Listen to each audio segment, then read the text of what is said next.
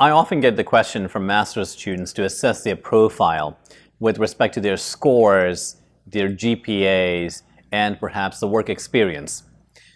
Allow me to provide a different framework so that you can find the right universities that's a custom-tailored fit, because there's additional considerations beyond just admissibility that you should be thinking about.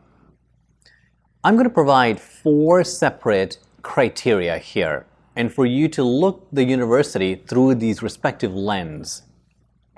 1 is about the course. Specifically, what course are you going after?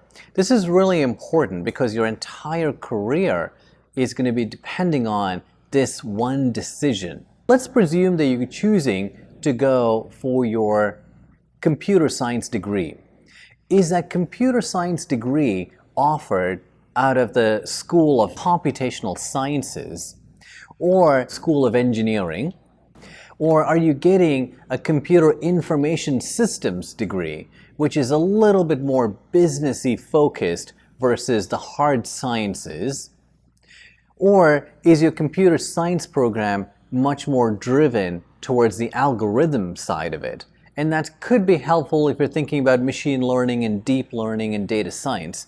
So you have to really understand, not just by looking at the title of the degree program, but the respective courses and possible subspecialties within that overall degree program.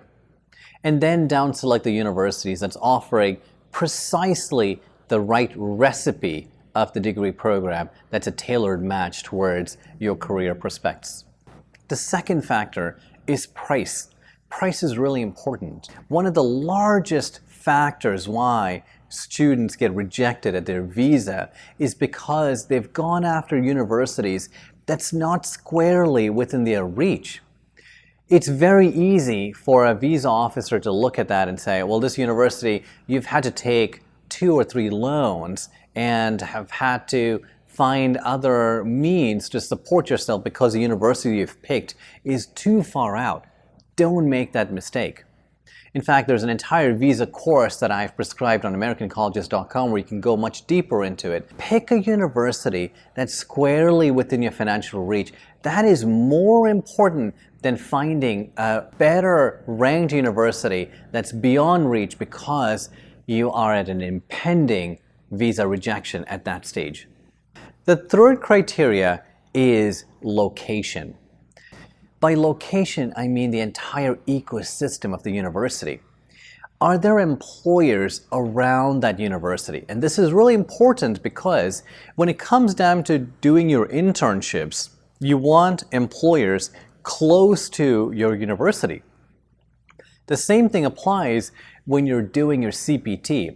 You need employers within some level of commutable radius from your university. Are you doing your university program in a metropolitan city where there is a confluence of strong research or employers in that area? Then the chances of you getting an internship in CPT is much greater. Even the research that your professors are going to be doing is going to be impended upon how many different employees are there, because often you have industry work very closely with academia. More international students is generally a good thing because the university then has put into place programs. They may bring in employers to their campuses to have career fairs that's tailored towards international students. They understand the nuances that go with a pre-completion OPT or post-completion OPT, a STEM extension, and they're really well in tuned with that. On the negative side of it, having a lot of international students may be to your detriment because essentially you're competing with your international friends and students on that campus for an on-campus job, for an internship, for an OPT opportunity. You're taking the same courses, you're in that same journey towards possibly securing gainful employment elsewhere. So from that perspective, you don't want to be overloaded with international students, especially international students from your same country, but you don't want it to be where you're the far minority, where the school doesn't really have a lot of adequate programs to support international students either. Having a happy median is really important. Generally, international students gravitate towards California, New York, Texas. When we look at in terms of the data that's published, as you can see here on this particular map, California, Texas, and New York really stand out, with Texas housing around 23,000 international students.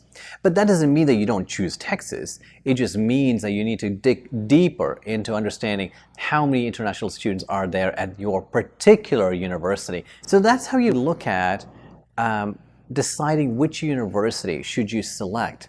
Most students get this a bit backward. They think about, here are my grades, and with these grades, what universities in the entire US should I tackle? And I would highly recommend going to usnews.com/education. You can select the grad schools, and you can input your scores, and you can find and down select the list of universities by your major. Look at your program of study rankings. This is more important perhaps than the national university rankings at a master's level.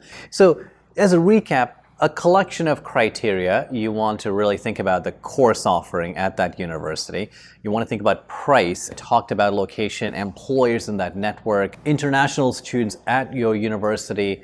That will have a huge driving factor as well. Finally, think about the program rankings. Now, use your GRE score to determine which universities that you have from all of the research in terms of location, price, course, rankings. And now you have a great roster of schools that you should consider applying to.